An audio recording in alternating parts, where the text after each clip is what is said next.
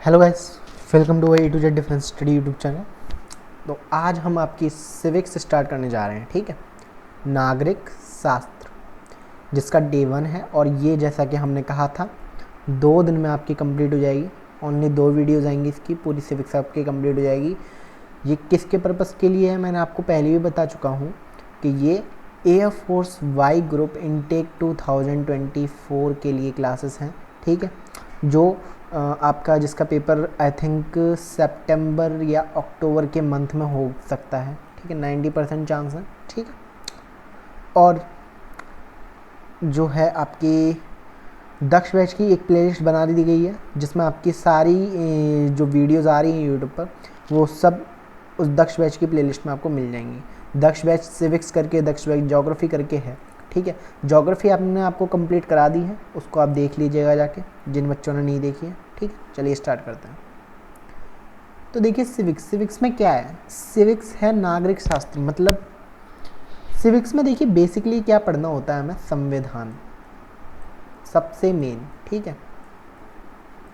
संविधान, कॉन्स्टिट्यूशन, ठीक है। इस संविधान का मतलब क्या है? इस संविधान का मतलब ये होता है कि हमारे लिए नियम। तो हुआ क्या था जब हमारे देश आज़ाद होने वाला था, ठीक है। मतलब क्या हुआ था, एक क्रिप्स मिशन आया था। क्या आया था? Cripps mission. क्रिप्स मिशन ऐसा था कि जिसका विरोध हम भारतीयों ने किया था, ठीक है। हम भारतीयों ने इसका विरोध किया था, जिसके कारण अंग्रेज़ों को इस बात का पता चल गया था कि अब वो हमसे जीतने नहीं वाले। तो उन्होंने हमसे शर्त रखी कि हम तुम्हारा देश आज़ाद तो कर देंगे, लेकिन तुम लोगों को अपना एक संविधान बनाना पड़ेगा। मेकिंग ऑफ कॉन्स्टिट्यूशन, संविधान बनाना पड़ेगा, ठीक है। कॉन्स्टिट्यूशन बनाना पड़ेगा, क्योंकि हम ऐसे ही नहीं छोड़ सकते देश को। तो संविधान क्या होता है कि देश को चलाने का एक नियम, देश को चलाने का एक नियम संविधान होता है, ठीक है। अब इस संविधान को बनाने के लिए क्या किया गया कि बहुत सारे लोगों की एक कमेटी बनाई गई, ठीक है। अब उसमें से चुनना भी था कि सबसे पहले इसमें से जब संविधान बनेगा तो उसमें राष्ट्रपति भी होगा हमारा, प्रधानमंत्री भी होंगे, जज भी होगा, नियम भी होंगे, ऐसा कर करके मतलब बनाया गया संविधान, ठीक है। अब संविधान बनाने के लिए भी तो कुछ कमेटी बनाई होगी। चलो संविधान बन जाएगा तो उसके लिए राष्ट्रपति हो जाएगा, लेकिन अभी संविधान बनाने के लिए उसका कोई हेड तो रखना पड़ेगा ना। तो उस हेड को भी डिवाइड कर दिया गया। उस हेड को क्या कर दिया गया? डिवाइड कर दिया गया। कैसे? कि अभी क्या है, टेम्पररी, कि टेम्पररी प्रेसिडेंट रख दिया गया, ठीक है। टेम्पररी वाइस प्रेसिडेंट रख दिया गया, ठीक है। मतलब सब टेम्पररी थे, यहाँ पे कोई फिक्स नहीं था कि आके चल के जब संविधान बन जाएगा तो वो फिक्स होगा हमारा, कोई फिक्स नहीं किया था, ठीक है। और ये भी तय किया हमें कि हाँ चलो बनेगा इस तरह से, मतलब ये चुनाव किया जाएगा तो ये बनेगा, ऐसे कर करके हमारा जो है कॉन्स्टिट्यूशन बना। लेकिन एयरफोर्स क्या करता है? एयरफोर्स इतना डीपली नहीं पूछता है। एयरफोर्स क्या है कि संविधान कब बना, किसने बनवाया, कौन इसका राष्ट्रपति था, कौन उपराष्ट्रपति था, कौन टेम्पररी था, कौन परमानेंट था, मतलब स्टैटिकली बेस पर पूछता है। पूरी स्टैटिक सिविक्स पूछता है, इससे ज़्यादा कुछ नहीं पूछता है एयरफोर्स, ठीक है। तो हमें क्या करना है, सिर्फ वही चीज़ पढ़नी है, ठीक है।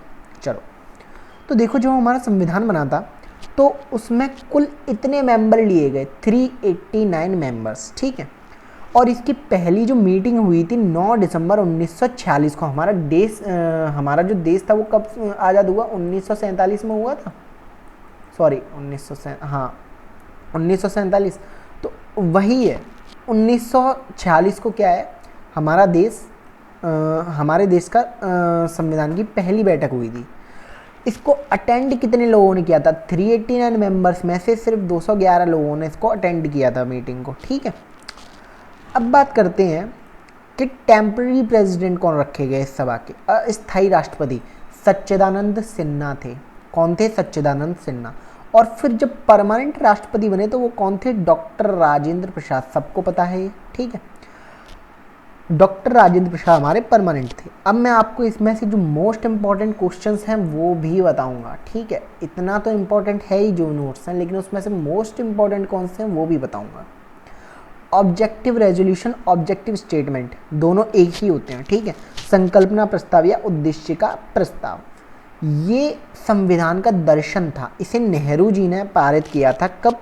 13 दिसंबर 1946, देख रहे हो, मतलब 9 दिसंबर को तो मीटिंग लगी है, 3 दिन नहीं हुए कि 13 तारीख को महाराज ने 13 दिसंबर को एक क्या कहते हैं संकल्पना प्रस्ताव लेकर रख दिया, है ना। और इसे कब लागू किया गया, मतलब कब अपनाया गया, 22 जनवरी 1947 को, ठीक है, इस दिन इसको अपनाया गया था। अब बात करते हैं कि जो this was the vision of the constitution, ठीक है, ये संविधान का दर्शन था। Nehru brought it on 13 December 1946 and adopted it on 22 जनवरी 1947, ठीक है। द नेशनल फ्लैग, हमारा जो राष्ट्रीय ध्वज था, उसे कब अपनाया गया, तो 22 जुलाई 1947 को हमारा राष्ट्रीय ध्वज अपनाया गया था, 22 जुलाई को, ठीक है। और जो नेशनल एंथम था, जो राष्ट्रीय गान था, वो 3 साल बाद 1950 में 24 जनवरी को अपनाया गया। अब एक बात ध्यान रखिए, आप लोग क्या करते हो लर्न करने में, एक चीज़ की गलती करते हो, क्या कि आप लोग करते हो कि 22 जुलाई कर लिया और 24 जनवरी कर दिया, ये दोनों आसपास है तो ऐसे ही टिक हो जाएंगे। नहीं, इतना तो एग्जामिनर को भी पता होता है, तो आप लोगों को इतना करना है कि इसके मेनली सन याद रखने होंगे, ठीक है, क्योंकि सन में जब आप वहाँ पे जाएंगे तो हड़बड़ी में आपको क्वेश्चन गलत करना होगा फिर, ठीक है। चलिए, तो चेयरमैन ऑफ ड्राफ्टिंग कमेटी क्या, प्रारूप समिति या मसौदा समिति भी बोलते हैं इसको, प्रारूप समिति के नाम से भी आ सकता है, मसौदा समिति के नाम से भी आ सकता है। तो इसके अध्यक्ष कौन थे, ठीक है, तो डॉक्टर भीमराव अंबेडकर थे। इनको क्या बोलते थे, इनको मॉडर्न मनु भी बोलते थे, ठीक है। ये 7 मेंबर्स की कमेटी थी, ठीक, 7 मेंबर्स की कमेटी थी। जब हमारा संविधान अपनाया गया था, तो वो कब अपनाया गया था, 26 नवंबर 1946 को अपनाया गया था। हमारा जो संविधान था वो कब अपनाया गया था, 26 नवंबर 1946 को, मतलब बोल दिया था कि हम जो अपना संविधान बनाएंगे तो बनते बनते 26 नवंबर को अपना दिया गया।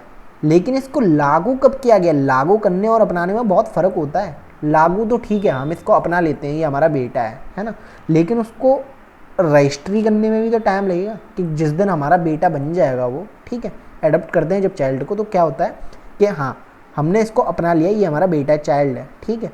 अब क्या है, उसको अपनाना अलग चीज़ हो गई, लेकिन रजिस्ट्री के तौर पर, लीगली तौर पर उसको कब लिया जाएगा, लीगली यानी लागू, यानी कि द कॉन्स्टिट्यूशन वॉज इम्प्लीमेंटेड, ठीक है, ऑन 26 जनवरी 1950 को अपनाया गया। इसी दिन हमारा जो है 26 जनवरी मनाई जाती है।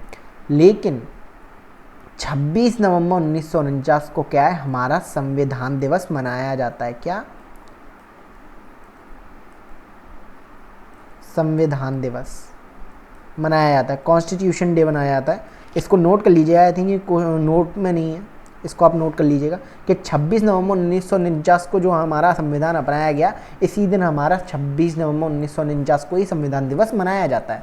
जब संविधान अपनाया गया तो उसमें कुछ अनुसूचियाँ, कुछ प्रस्ताव थे, 365 अनुच्छेद थे और 8 अनुसूचियाँ थी। लेकिन अब चलिए उसको छोड़ दिए, इंग्लिश में देख लीजिए, सम प्रीएम्बल्स थे, कुछ प्रीएम्बल्स थे, 365 जो है आर्टिकल्स थे और 8 शेड्यूल्ड थे। लेकिन अब क्या हुआ कि अनुसूचियाँ कितनी हो गई, अब 12 हो गई, ठीक है, अनुसूचियाँ अब कितनी हो गई, 12 हो गई। चलिए आगे देखते हैं। संविधान सभा का चिन्ह क्या था, तो देखिए हाथी था। हाथी क्या है, बड़ा है, विशाल है, इसलिए संविधान सभा का चिन्ह क्या रखा गया, symbol of constitution assembly, elephant, ठीक है। संविधान सभा का संवैधानिक सलाहकार कौन था, BN Rao. Most important question है, ठीक है, ध्यान रखिएगा, मोस्ट इंपॉर्टेंट है, BN राव इसका क्वेश्चन का आंसर, ठीक है। चलिए अब देखिए, साइलेंट फीचर ऑफ कॉन्स्टिट्यूशन, मतलब सबसे बड़ा लिखित संविधान था ये हमारा, समझ रहे हो, पूरी दुनिया में इतना लिखित संविधान सबसे बड़ा किसी का नहीं था जितना हमारे इंडिया का लिखित संविधान था ये। इसे अपनाया गया, सॉरी गलत हो गया ये थोड़ा, हाँ चलिए कोई नहीं, ठीक है, जब इसे अपनाया गया था, जब हमारे जो कॉन्स्टिट्यूशन था उसे जब अपनाया गया था, तो उसमें 365 अनुच्छेद थे, 8 शेड्यूल्ड थे और 22 पार्ट थे। आर्टिकल मतलब अनुच्छेद, 8 सूचियाँ, 8 शेड्यूल्स मतलब ये देखिए, ये मैंने लिखा रखा है यहाँ पे कि अनुच्छेद आर्टिकल होता है, शेड्यूल्स अनुसूचियाँ होती हैं, ठीक है, हिंदी में। तो इतने तो अनुच्छेद थे, 365 अनुच्छेद, 8 अनुसूचियाँ थी और 22 भाग थे हमारे, क्या थे, 22 भाग थे। लेकिन एट प्रेजेंट टाइम, अभी के समय में आर्टिकल्स तो बदलते रहते हैं भाई, कोई कुछ वो नहीं कह सकते कितने आर्टिकल हैं, लेकिन 12 अनुसूचियाँ थी। कितनी बढ़ी, 4 बढ़ी। पार्ट कितने थे, 22 थे, कितने बढ़े, 3 बढ़े। तो यानी कि अब हमारे 22 शेड्यूल्स हैं और 25 पार्ट्स हैं।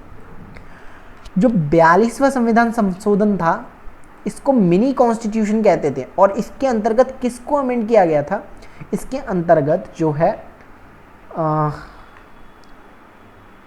उसको बोलते हैं फंडामेंटल ड्यूटीज़, फंडामेंटल ड्यूटीज़ को डाला गया, ठीक है, फंडामेंटल ड्यूटीज़ को डाला गया इसके अंतर्गत, ठीक है। अब क्या है, देखिए ज़रा कि कुछ इंपॉर्टेंट शेड्यूल्स होते हैं, वो आपको याद रखने ज़रूरी हैं। अब वैसे शेड्यूल्स तो हमारे, मैंने अभी आपको बताया कि ये देखिए हमारे शेड्यूल्स जो हैं पहले 8 थे, अब 12 हैं, तो हमें टोटल 12 पढ़ने पड़ेंगे। लेकिन नहीं, आपको जो है वो 7 से लेकर 12 तक पढ़ने हैं, सिर्फ 7 से लेकर 12 तक, और सारे के सारे इंपॉर्टेंट है, कोई कुछ नहीं कह सकता कि कौन से अनइम्पॉर्टेंट है। इंपॉर्टेंट बताना था मुझे, 7 से कर लो बस, इतना इंपॉर्टेंट है 7 से, बाकी 1 से लेकर पूरा 6 तक आप छोड़ दो, कोई इंपॉर्टेंट नहीं है, ठीक है, और मैं कराऊंगा भी नहीं, ठीक है। तो 7वां आर्टिकल जो है, इसके अंतर्गत क्या आता था, संघ सूची, राज्य सूची, संवर्ती सूची 7वां आर्टिकल के अकॉर्डिंग आते थे। Union list, state list and concurrent list, ठीक है। जो 8वां आर्टिकल था, 8वीं अनुसूची थी, इसमें आधिकारिक भाषा, हमारी ऑफिशियल लैंग्वेजेस आई, ठीक है।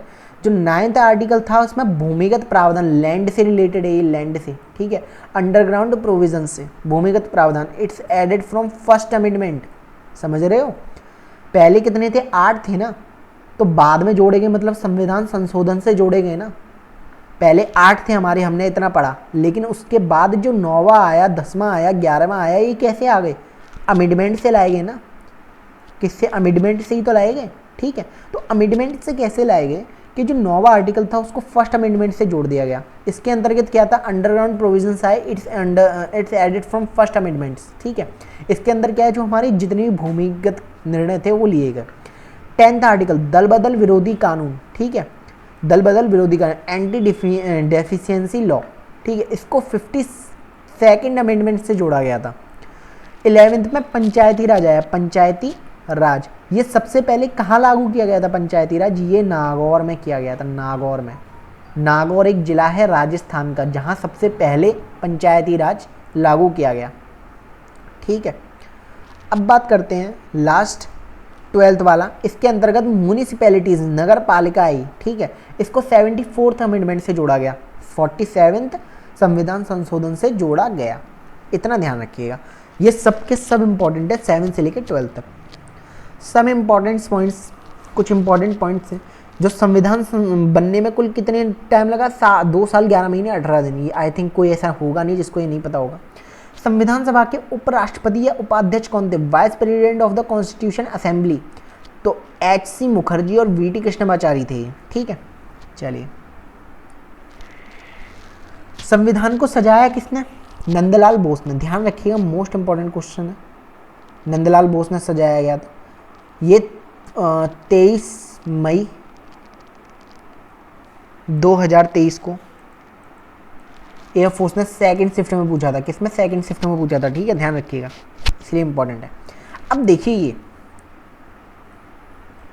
अगर ये आपको नहीं दिख रहा हो तो प्लीज़ आप लोग, यूट्यूब में ऑप्शन होता है जूम करने का, तो प्लीज़ आप उससे जूम करके देख लीजिएगा और थोड़ा क्लियरिटी बढ़ा लीजिएगा जितना ये पॉइंट चल रहा है, क्योंकि ये थोड़ा ब्लर सा आएगा आपको लिए, ठीक है। तो देखिए, संविधान के स्रोत, मतलब हमारे जब संविधान बना था तो भाई ऐसा नहीं है कि कहीं से भी उठा के डाल दो। तो क्या किया गया कि ये रहा USA, भाई USA है, UK है, कनाडा है, इतने बड़े बड़े देश हैं, रूस है, साउथ अफ्रीका है, ऑस्ट्रेलिया है, इतने बड़े बड़े देश हैं, इन सब का भी तो एक संविधान होगा, इन सब की भी तो एक कॉन्स्टिट्यूशन होगा। तो भाई क्या सोचा गया कि इन सबसे कुछ ना कुछ लिया जाए जो हमारे देश के लिए अच्छा हो, इन सबसे कुछ ना कुछ लिया जाए। अब वो क्या क्या लिया जाए, इन लोगों ने ये डिसाइड किया, ठीक है। जो कमेटी थी पूरी एक संविधान बनाने वाली, उन लोगों ने ये डिसाइड किया कि किस किस देश से क्या क्या लिया जाए। तो जो यूएसए अमेरिका था उससे 3 चीज़ें ली गई। क्या लिया गया? फंडामेंटल राइट्स, इम्पीचमेंट महाभियोग, रिमूवल ऑफ जजेस। फंडामेंटल राइट्स आपका मौलिक अधिकार इसी से लिए गए थे। आप इसको ऐसे याद कर सकते हैं कि जो फंडामेंटल राइट्स लिए गए वो अमेरिका से लिए गए। क्यों? क्योंकि वहाँ पे किसी भी चीज़ की पाबंदी नहीं है, इसीलिए वहाँ का कल्चर सबसे घटिया है, ठीक है। इम्पीचमेंट क्या है? महाभियोग। महाभियोग में क्या है कि जो जज होगा, जो राष्ट्रपति होगा, प्रेसिडेंट हमारा जो होगा प्रेसिडेंट, उसको सिर्फ और सिर्फ महाभियोग इम्पीचमेंट से हटाया जा सकता है और किसी से नहीं हटाया जाएगा। ये था इम्पीचमेंट के अंदर। रिमूवल ऑफ जजेस, जजेस को किस तरह हटाने की प्रक्रिया जो होती है, जजेस को हटाने की प्रक्रिया, वो इससे ली गई थी यूएसए अमेरिका से, ठीक है। तो ये 3 चीज़ें ली गई थी अमेरिका से। ब्रिटेन से क्या लिया गया? ब्रिटेन से भाई सिंगल सिटीजनशिप ली गई, एकल नागरिकता। अब जैसे कि आप लोगों को पता होगा कि जो यूएसए है इसमें क्या चलता है, ड्यूअल सिटीजनशिप चलती है। ड्यूअल सिटीजनशिप कैसे? ड्यूअल सिटीजनशिप ऐसे कि यहाँ पे क्या चलता है अमेरिका में कि आपके पास देश की सिटीजनशिप तो होनी चाहिए, कंट्री की तो हो ही हो, साथ में आपकी स्टेट की भी हो, ठीक है, साथ में स्टेट की भी हो सिटीजनशिप, नागरिकता जो है। लेकिन हमारे इंडिया में क्या है कि आपको स्टेट की ज़रूरत नहीं है, आपको सिर्फ और सिर्फ सिंगल सिटीजन कंट्री की ज़रूरत है। तो हमारे पास कंट्री की नागरिकता है। बात करते हैं संसदीय प्रणाली। संसदीय प्रणाली ली गई, संसद में कैसे काम किया जाए, ये सब ब्रिटेन से लिया गया, ठीक है। चलिए, कनाडा से हमारा क्या लिया गया? संधात्मक प्रणाली। ये इतना इंपॉर्टेंट नहीं है लेकिन फिर भी देख लीजिएगा, ठीक है। Federation with strong centre. अब देखिए आयरलैंड मोस्ट इंपॉर्टेंट है। आयरलैंड क्यों इंपॉर्टेंट है? आयरलैंड से हमारे क्या लिए गए थे? DPSP लिए गए थे, ठीक है। DPSP डायरेक्टिव, इसकी मुझे कंफर्म याद नहीं है मुझे, इसीलिए मैं आपको अभी आगे बता दूंगा, ये आगे आएगा अभी, ठीक है। कि आयरलैंड से क्या लिया गया? DPSP लिए गए थे, राज्य के नीति निर्देशक सिद्धांत लिए गए थे, और राज्यसभा के सदस्यों का नामांकन लिया गया था। रूस से क्या लिया गया था? Fundamental duties. अब सोचा गया भाई इतना सब लिया गया है तो थोड़ा रूस से भी ले लिया जाए, क्या? फंडामेंटल ड्यूटीज, ठीक है। चलो फंडामेंटल ड्यूटीज रूस से ले लेते हैं, लेकिन ये जब संविधान बना था तब नहीं ली गई थी, ये ली गई थी 42nd अमेंडमेंट से, बहुत बड़ी थी क्योंकि सबसे अच्छी बात थी इसमें फंडामेंटल ड्यूटीज़ में, ठीक है। चलो, ऑस्ट्रेलिया कॉन्करेंट लिस्ट, समवर्ती सूची जो है ऑस्ट्रेलिया से ली गई थी। तो आपको सिर्फ इतना ही करना है, इससे और कुछ नहीं करना, ठीक। चलिए अब बात करते हैं संघ एवं उसके क्षेत्र। जो अनुच्छेद 1 से लेकर 4 में भाग 1 में क्या आता है? आपसे क्वेश्चन ये पूछा जाएगा कि भाग 1 में क्या आता है, पार्ट 1 में। अरे यार ये राइटिंग थोड़ी माफ़ कर दीजिएगा, राइटिंग थोड़ी क्लियर नहीं आ पाएगी, ठीक है। ये इतना थोड़ा आपको एडजस्ट करना पड़ेगा, इसके लिए मैं माफ़ी चाहता हूँ। तो पार्ट 1 में क्या आएगा? आपसे सीधा वो पूछेगा कि पार्ट 1 में क्या आएगा, तो पार्ट 1 में आपको डायरेक्ट आंसर देना है कि संघ एवं उसके क्षेत्र जो है पार्ट 1 में आएंगे, ठीक है। संघ एवं उसके क्षेत्र पार्ट 1 में आएंगे। बात करते हैं भाग 3 की, पार्ट 3, ये आपका 20 जैन 2023 फर्स्ट शिफ्ट एयरफोर्स में पूछा गया था, भाग 3। और इसके अंतर्गत क्या आते हैं? मौलिक अधिकार, ठीक है, मौलिक अधिकार इसके अंतर्गत आते हैं। अनुच्छेद 1 में क्या था? भारत राज्यों का एक संघ है, इतना आपको याद होना चाहिए। जो सिक्किम जो है उसको राज्य का दर्जा कब दिया गया, मतलब सिक्किम जो है एक राज्य बन सकता है, ये इसका दर्जा कब दिया गया इसको, किस अमेंडमेंट से? तो 36वें अमेंडमेंट के द्वारा इसको ये राज्य का दर्जा दिया गया। और जो भाषा के आधार पर बनने वाला पहला राज्य था भाषा के आधार पर, वो था आंध्र प्रदेश। और ये क्वेश्चन भी आपका 23 मई 2023 की सेकंड शिफ्ट में ये क्वेश्चन पूछा गया था। ठीक है, बाकी देखिए इतना आपका कंप्लीट हो गया आज की फर्स्ट शिफ्ट में, फर्स्ट जो लेक्चर है इतना। अब मैं आपको बताता हूँ इसमें से क्या क्या इंपॉर्टेंट है। ठीक है, मोस्ट इंपॉर्टेंट जो है मैं आपको वो बता देता हूँ जिससे आपको याद करने में आसानी हो। एक मिनट इसको रफ कर देता हूँ मैं। और हाँ, इसकी जो पीपीटी है वो आपको टेलीग्राम पे मिल जाएगी। ठीक है, ध्यान रखिएगा। चलिए ठीक है, ये ठीक है, चलिए।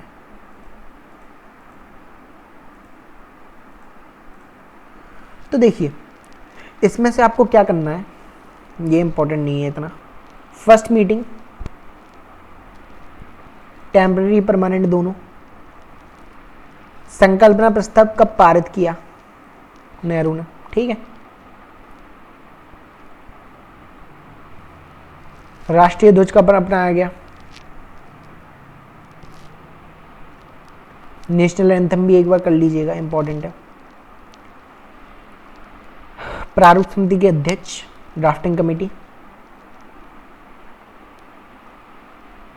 संविधान को अपनाया गया, मोस्ट इंपॉर्टेंट है, ये भी मोस्ट इंपॉर्टेंट है। ये क्या है, मोस्ट इंपॉर्टेंट है। ठीक है, एक मिनट रुकिए जरा, ये यार एक मिनट में दोबारा टिक कर देता हूँ, ज़्यादा वो हो गया है। मोस्ट इंपॉर्टेंट कौन सा है और इम्पॉर्टेंट कौन सा है, ऐसे करके, है ना। चलिए, तो देखिए ये जो आपका है, ये फर्स्ट मीटिंग जो है इम्पॉर्टेंट है। जो इम्पॉर्टेंट है उस पर मैं आई लिख देता हूँ, है ना। फर्स्ट मीटिंग इम्पॉर्टेंट, टेम्पररी और परमानेंट दोनों मोस्ट इम्पॉर्टेंट है। ठीक है, मोस्ट इम्पॉर्टेंट है। एक काम करता हूँ, हाँ इस, ठीक है। नेशनल एंथम इम्पॉर्टेंट है। ठीक है, जो इम्पॉर्टेंट है वो ब्लू से टिक, जो मोस्ट इम्पॉर्टेंट है वो ब्लू से टिक होगा और बाकी इससे होगा। ठीक है, ड्राफ्टिंग कमेटी, प्रारूप समिति के अध्यक्ष, मोस्ट इम्पॉर्टेंट है। संविधान सभा को अपनाया गया, मोस्ट इम्पॉर्टेंट है। संविधान सभा का चिन्ह इम्पॉर्टेंट है।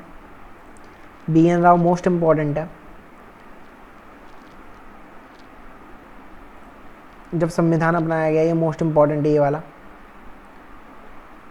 ये वाला इम्पॉर्टेंट है। ठीक है, चलिए ये पूरा ही मोस्ट इम्पॉर्टेंट है। ये पूरा जो है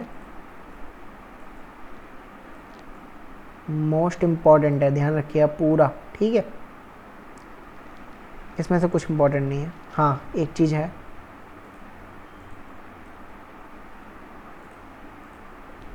ये इम्पॉर्टेंट कर लीजिएगा इसको। ठीक है, चलिए इसमें से क्या इम्पोर्टेंट है मैं ये बता देता हूँ। फंडामेंटल राइट्स, ये पूरा इम्पॉर्टेंट है ही, अमेरिका से। मोस्ट इम्पॉर्टेंट है आपका DPSP, राज्य के नीति निर्देशक तत्व सिद्धांत, मोस्ट इम्पॉर्टेंट है, देखिए। ठीक है, संसदीय प्रणाली आपकी इम्पॉर्टेंट है। संधात्मक प्रणाली इम्पॉर्टेंट है। मौलिक कर्तव्य रूस से लिए गए, आई थिंक सबको पता होगा ये, है ना। संविधान संवर्धित सूची इससे ली गई, और ये भी। ठीक है, सबसे ज़्यादा मोस्ट इम्पोर्टेंट DPSP है जो इससे लिया गया। ठीक है, बाकी मैं ब्लू का टिक कर रहा हूँ, इसका मतलब क्या है पता है आपको। ये तो माइंड में हमेशा याद रखना ही रखना होगा, जो मोस्ट इंपॉर्टेंट मैं ब्लू से टिक कर रहा हूँ। और जो इंपॉर्टेंट का मतलब ये है कि हाँ याद करो इसे, ये इंपॉर्टेंट है। ठीक है, याद होना चाहिए। और जो अनइम्पॉर्टेंट है उसको ये है कि एक बार देख के ज़रूर रखना, है ना। चलिए, इसमें से इम्पॉर्टेंट है। ठीक है, ये जो भाग है ना, जैसे कि भाग 1 में क्या आएगा, भाग 2 में क्या आएगा, पार्ट 3, पार्ट 4, ये सब मैं आपको स्टैटिक के पार्ट में करा दूंगा पूरा। ठीक है, स्टैटिक के पार्ट में लेके आऊँगा एक पूरा, जिसमें आपको ज्योग्राफी की स्टैटिक्स, हिस्ट्री की स्टैटिक्स, करंट और वगैरह सब की स्टैटिक्स मैं आपको कराऊंगा। ठीक है, चलिए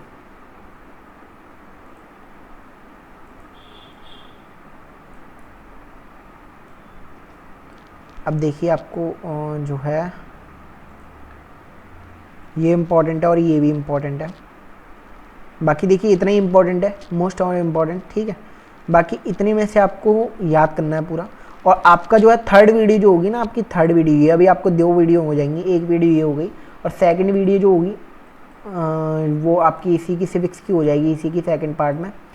जो थर्ड वीडियो होगी वो उसमें आपका टेस्ट होगा, उसमें आपका टेस्ट होगा। किसका टेस्ट होगा उसमें? आपका सिविक्स का होगा, आपका सिविक्स का टेस्ट होगा, कंप्लीट सिविक्स का। ठीक है, चिंता मत करिए, थर्ड वीडियो आने में टाइम लगेगा। ठीक है, चलिए। और बाकी इसकी जो पूरी पीपीटी है आपको टेलीग्राम चैनल पर मिल जाएगी, लिंक जो है डिस्क्रिप्शन में, उससे आप टेलीग्राम चैनल को ज्वाइन कर सकते हैं। और वहाँ पे आपको एक के बाद एक वीडियो, उसके नीचे उसकी प्लेलिस्ट मिल जाएगी, पीडीएफ मिल जाएगी। ठीक है, बाकी अगर वीडियो अच्छी लगी तो प्लीज़ लाइक, शेयर और सब्सक्राइब कर दीजिए। ठीक है, बाकी A to Z defence study में आपका हमेशा स्वागत रहेगा। धन्यवाद।